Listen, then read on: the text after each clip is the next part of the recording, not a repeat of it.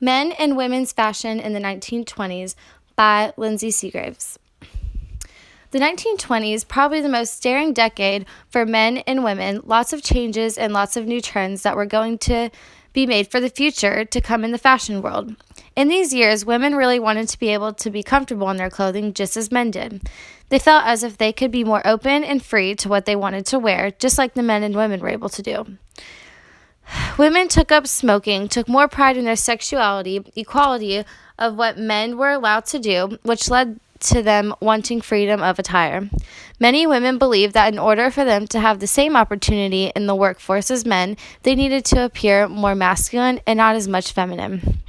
For many years, women felt like they needed to hide all their God-given attributes such as their breasts, shoulders, knees, and even their beautiful hair.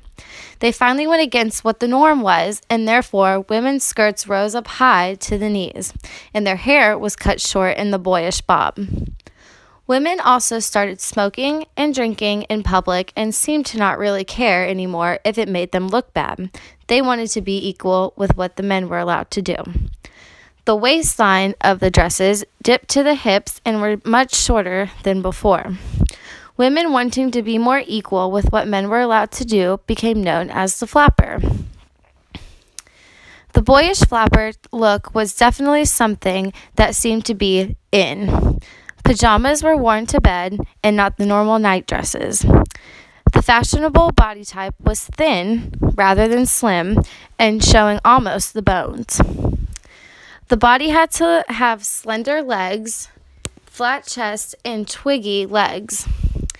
The clothes in the mood of this type of look were known as scarcely an age of nostalgic charm. The extremely shorter skirts that this time period was noted for was presented in 1920 through 1921, as the hemlines seemed to keep rising higher and higher, reaching the shortest level it's ever been at, just covering the knee in 1927.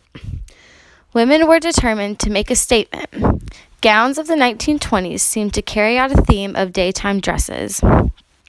These dresses had a very short waistline, and they were rather straight/flat looking on the body.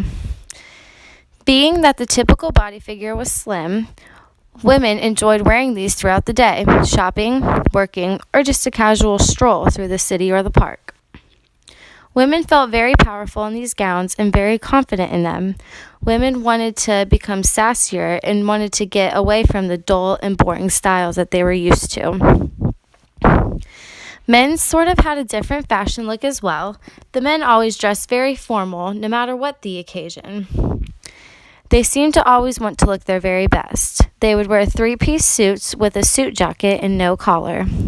Suits were made of really thick wool, and pants were made of wool-based flannel, which made them very heavy, nothing compared to what we have today, which are much lighter and not as thick. Suit jackets were single or double-breasted and had about 3 to 4 buttons that went up the front of the suit. They felt very sophisticated and elegant in this attire, as well looked very sharp and handsome. Their suits and ties were fairly neutral color and didn't really pop like they do nowadays. Patterns included big plaids or a solid tone. Today we have designs of all kinds of men's belts. Some blue-collar workers, sports players, and young teens would have the exception of being able to wear something more casual than a suit and tie every day.